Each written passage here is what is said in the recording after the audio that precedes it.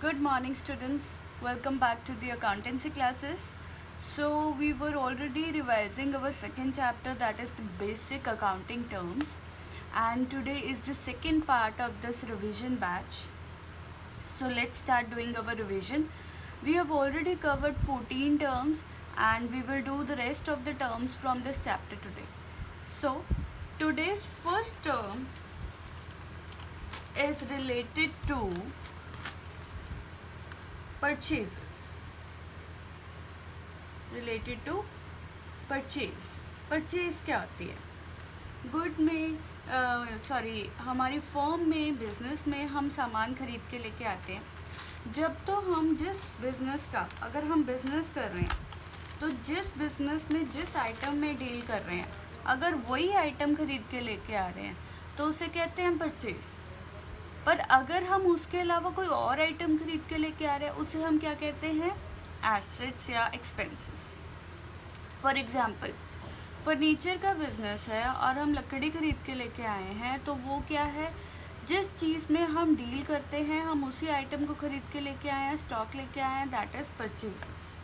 But अगर furniture का business है और मैं कंप्यूटर ख़रीद के लेके आई हूँ, तो मैं कंप्यूटर अपने बिज़नेस की हेल्प के लिए लेके आई हूँ, जो लॉन्ग टर्म यूज़ के लिए है, उसे हम क्या कहेंगे? एसेट. या फिर मैंने कुछ खर्चा किया है, मैंने स्टेशनरी खरीदी है, मैंने कप प्लेट खरीदे हैं और ड्यूरिंग हमारे बिज़नेस में सामान सर्विंग रिफ़्रेशमेंट के लिए सामान ख़रीदा है, तो वो एक्सपेंसेस माने जाएंगे, ना कि परचेजेस. परचेजेस हमेशा वर्ड यूज़ होता है for items in which the business deals. जिस आइटम में बिजनेस जो है, वो आइटम जिसमें बिजनेस डील कर रहा है, उसको जब हम खरीद के लेके आते हैं, that is known as purchases.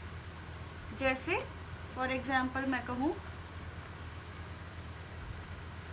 Furniture shop है, वुड खरीदी, दैट इज परचेज. कंप्यूटर खरीदा, that is asset, not purchase. Not purchase. लेकिन मैंने कोई कप प्लेट खरीदे, कप प्लेट खरीदे, that is expenses, not purchases. Done? Not purchases. This is the main difference between the purchase, asset and expenses. Then next term जो हम business में use करते हैं, that is purchase returns. जब हम purchase करके जो सामान लेके आते हैं, जो हमें नहीं पसंद आता है, तो हम जब वो सप्लायर को वापस कर देते हैं, तो उसे क्या करते हैं? हम परचेज को रिटर्न कर रहे हैं. Return to supplier. सप्लायर को रिटर्न कर दिया. और अगर हम रिटर्न कर रहे हैं सप्लायर को, तो हमारे बिजनेस का सामान जो बिजनेस में लेके आए थे एज अ स्टॉक, उसे बाहर भेज रहे हैं, आउटसाइड द बिजनेस, तो उसे क्या कहते हैं? Return outward. रिटर्न आउटवर्ड, क्योंकि बाहर निकाल रहे हैं बिजनेस में से वो स्टॉक को, तो it become return outwards. Done? Next term हमारे पास बिजनेस में आती है, what do you mean by sales. Sales किसे कहते हैं?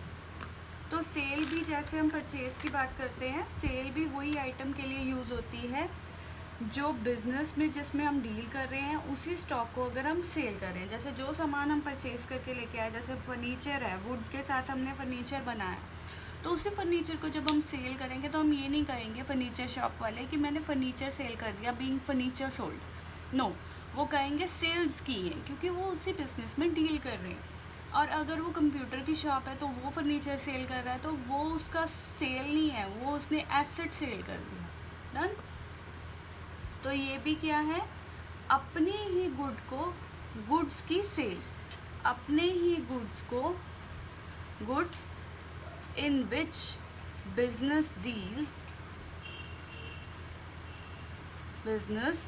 deals are sold out, right? जिसमें बिजनेस डील करता है उसे हमने सेल किया है। देन नेक्स्ट टर्म हम यूज़ करते हैं purchase, sale, return. Sale, return. Goods sale किए थे, जिनको कस्टमर को सेल किए थे उन्हें पसंद नहीं आए, उन्होंने वापस भेज दिए हमें, उन्होंने हमें वापस भेज दिए।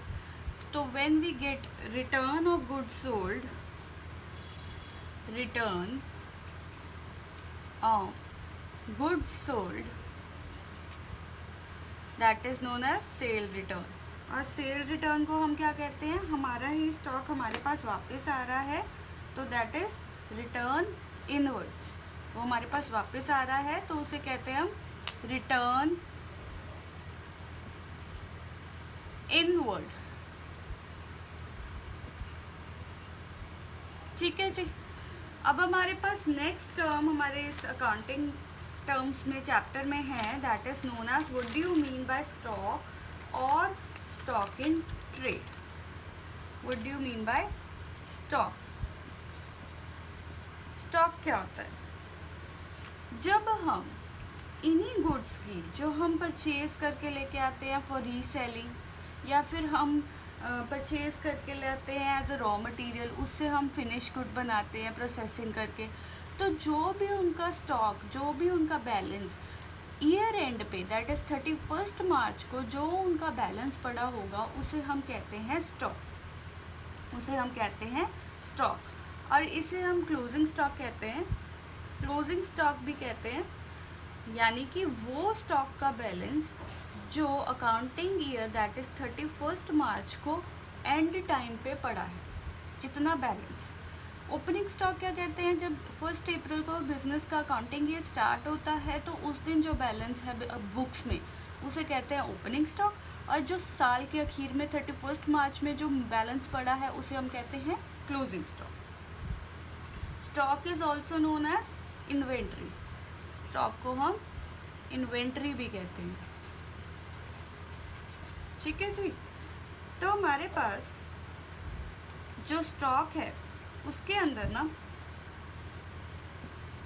कुछ बेसिस हैं, जैसे मैं कहूँ कि रॉ मटेरियल लेके आए, ठीक है, रॉ मटेरियल का 31 अप्रैल को क्या बैलेंस पड़ा है, मतलब कि हम फर्नीचर की एग्जांपल ले रहे थे तो लकड़ी लेके आए, तो 31 मार्च को लकड़ी कितनी पड़ी है अभी जो यूज़ नहीं की है, तो उसका बैलेंस क्या है। फिर वर्क इन प्रोग्रेस, अगर हमने लकड़ी से कुछ सामान बनाना शुरू कर दिया, सेमी फिनिश गुड हैं, सपोज़ हमने लकड़ी का सोफ़े का एक प्रॉपर स्ट्रक्चर बना दिया, तो 31 मार्च को वो कितना पड़ा है, कितना बैलेंस पड़ा है, कितने अमाउंट का, तो उसे क्या कहते हैं, वर्क इन प्रोग्रेस, यानी कि semi finish goods. Then finish goods, अगर हमारा गुड्स बन गया, फिनिश हो गया, सोफ़ा बन गया और अभी सेल नहीं हुआ लेकिन वो स्टॉक में पड़ा है, तो उसका बैलेंस, ठीक है, उसका balance. Then next is stock in trade. Stock in trade वो सामान होता है जो हम डायरेक्टली मार्केट से उठा के लेके आते हैं, अपना मार्जिन रखते हैं और सेल कर देते हैं, कोई उसकी प्रोसेसिंग नहीं करते, कोई उसे मैन्युफैक्चर नहीं करते। दैट इज़ रीसेलिंग के लिए जो सामान है उसका अभी हमारे पास कितना स्टॉक बचा पड़ा है। तो बिज़नेस में स्टॉक में वो सामान भी आता है जो हम रॉ मटेरियल से फिनिश गुड में बनाते हैं, मतलब कि लाकर बनाते हैं, या फिर सीधा बना बनाया लेके आते हैं और उसे सेल कर देते हैं। डन। देन तो ये हमारे पास गुड्स में, गुड्स हमारे दो, स्टॉक और गुड्स, यानी कि स्टॉक भी गुड्स का ही होता है, तो उसमें ये दोनों चीज़ें आती हैं, खुद बनाया और एक बना बनाया लेके आए और उसे लाकर सेल कर दिया। ठीक है जी। देन नेक्स्ट हमारे पास बिजनेस में टर्म आती है that is trade receivable, that is trade receivable.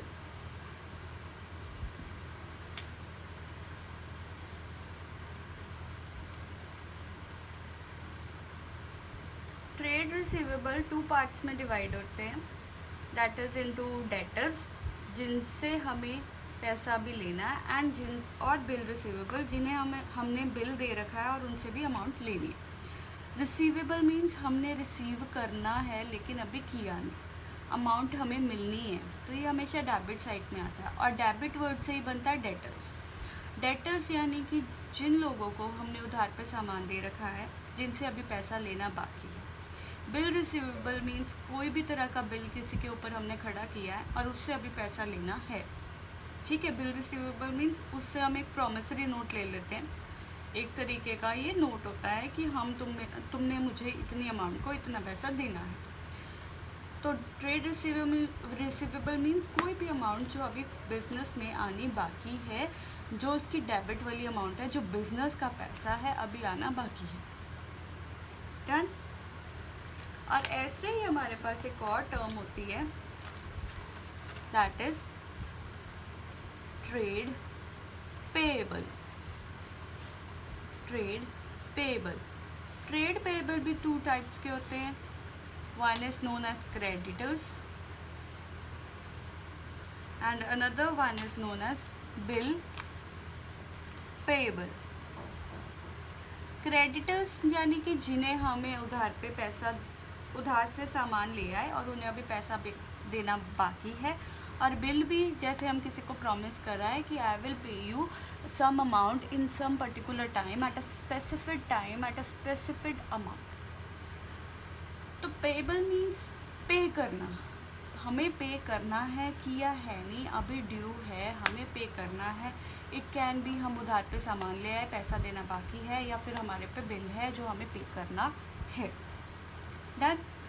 Next term इसमें स्टॉक के बाद ट्रेड रिसीवेबल के बाद गुड्स है। गुड्स में हमने क्या किया, दोनों आइटम जो रॉ मटेरियल से फिनिश गुड तक जाती है, एज वेल एज वो सामान जो हम लेके आए हैं फॉर डायरेक्टली रीसेल, वो सामान जो हम लेके आए हैं for directly resale. Then next term हम इसमें यूज़ करेंगे, that is known as cost. What do you mean by cost? Cost is the amount, cost means अगर हम कोई भी बिजनेस में ट्रांजेक्शन कर रहे हैं, उससे हमें कोई भी मनी रिसीव हुई है,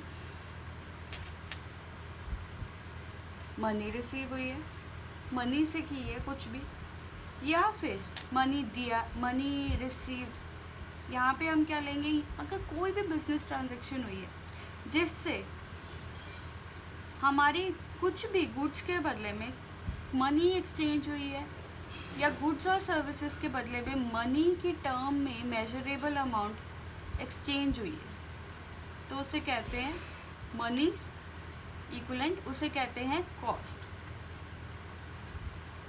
यानी कि ये वो अमाउंट ऑफ रिसोर्स है, रिसोर्स यानी कि मनी या फिर मनी इक्विवेलेंट, जो हम देते हैं in exchange of some goods और सर्विसेज। गुड्स लिए, सर्विसेज लिए, उनके बदले में जो हम मॉनेटरी फॉर्म में, और अगर मनी नहीं दे रहे हैं तो मनी जैसी कोई भी अमाउंट, जैसे हमने बार्टर सिस्टम में किया था कि पहले लोग सामान लेते थे और सामान के बदले सामान देते थे, तो वो उसे कहते हैं monetary money equivalent. Done. Then next term is known as voucher. What do you mean by voucher? Voucher वो डॉक्यूमेंट होता है जिसके बेसिस पे हम बिजनेस ट्रांजैक्शन को फर्स्टली अपनी बुक्स में रिकॉर्ड करते हैं। वॉचर, जैसे हमने देखा कि ये बिजनेस की ट्रांजैक्शन है, तो उसे जर्नल में पास करने के लिए, जर्नल मीन्स सबसे पहले एंट्री कहाँ पास होती है, जर्नल में। तो जर्नल में एंट्री पास करने से पहले जब हम उसे एक प्रूफ के तौर पे फर्स्टली रिकॉर्ड करते हैं, जैसे हम बिल बनाते हैं हर एक एंट्री का, तो उसे क्या कहते हैं, वॉचर। उसे क्या कहते हैं, watcher. Document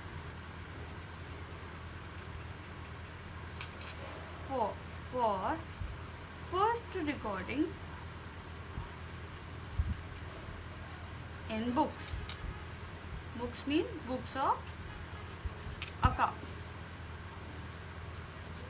Done. Then next term हमारे पास आता है इसमें discount.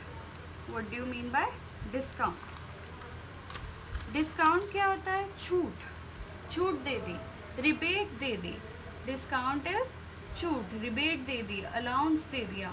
और डिस्काउंट हमारे पास 2 पार्ट्स में होता है, एक होता है ट्रेड डिस्काउंट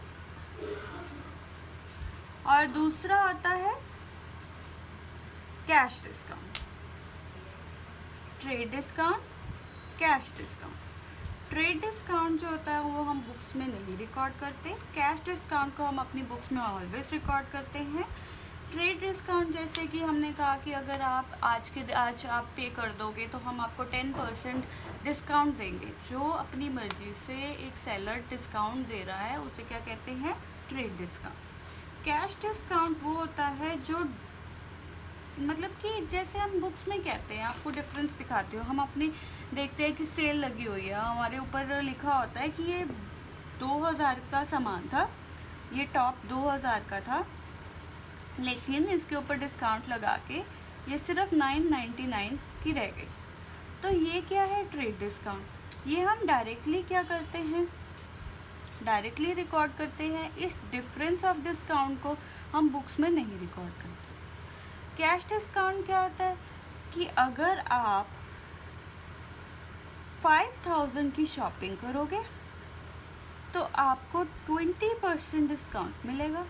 ऑफ़र लगा दी तो उसे क्या कहते हैं? Cash discount. और इस डिस्काउंट को हम बुक्स में रिकॉर्ड करते हैं। इस डिस्काउंट को हम बुक्स में रिकॉर्ड करते हैं। Then next term we are using over here is GST. What do you mean by GST? GST means जब हम बहुत सारे टैक्सेस जो पहले लगते थे, एक्साइज ड्यूटी, कस्टम ड्यूटी, उन सभी को मर्ज करके एक ही टैक्स लगाना शुरू कर दिया। गुड्स पे, सर्विस पे। GST means goods and services tax. तो उन सभी के ऊपर जब एक ही टैक्स लगता है तो उसे कहते हैं GST। तो GST पे कब किया जाता है? At the time of purchase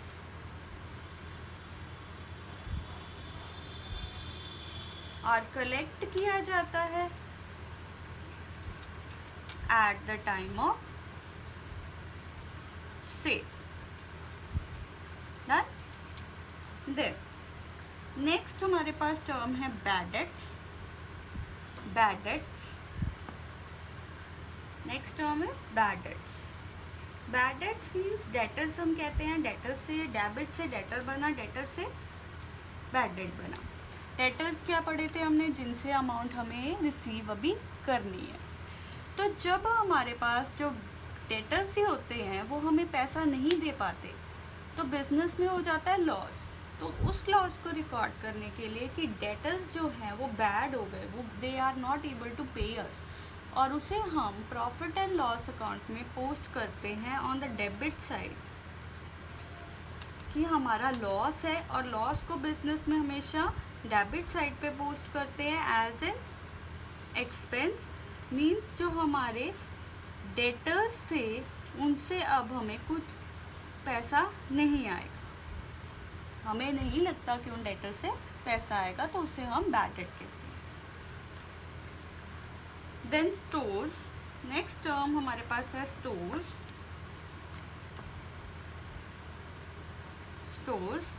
stores क्या है? Consumption of business enterprise. Stores जैसे हमने कहा कि जहाँ पे हम अपना रॉ मटेरियल स्टोर करके रखते हैं उसे हम क्या कहते हैं? स्टोर। नेक्स्ट टर्म हमने की है यहाँ पे revenue from operations. Revenue from operations means goods and services को सेल करके, मतलब ऑपरेशन मीन्स ऑपरेटिंग एक्टिविटीज़, जिसमें डील कर रहे हैं, जिसमें बिजनेस डील कर रहा है, उन आइटम्स को सेल करके, sale of goods and services, अगर सर्विसेज प्रोवाइड करते हैं तो उनके बारे में, that is known as revenue. उनसे होने वाली जो इनकम है उसे हम कहते हैं रेवेन्यू फ्रॉम ऑपरेटिंग एक्टिविटीज़। हम अपने ऑपरेशंस में जिसमें हम डील कर रहे हैं उनको सेल करके जो हमें इनकम होती है उसे हम कहते हैं revenue from operations. Then the last term of this chapter we are having is entity, हम कहते हैं बिजनेस एंटिटी। आपने मेरे मुंह से भी कई बार सुना होगा, मैं बार बार कहती हूँ बिजनेस एंटिटी। एंटिटी मीन्स वो आइटम, वो फर्म, वो बिजनेस की फर्म जो सेटअप हुई है टू अर्न प्रॉफिट कमाने के लिए जो बिजनेस सेटअप हुआ है उसे हम क्या कहते हैं, entity. It can be in the form of कि हमने गुड्स एंड सर्विसेज, गुड्स को सेल किया, सेल ऑफ गुड्स, और प्रोवाइडिंग सर्विसेज। तो entity means any form which is set up to earn the profits. So this is all about your second chapter, and we have covered the revision of second chapter. Tomorrow we will do the MCQs from this chapter, the MCQs, and then we will be done with the revision of our second chapter. We have covered this chapter twice, so I hope then that this chapter will be very much clear to you all. So see you tomorrow. Thank you.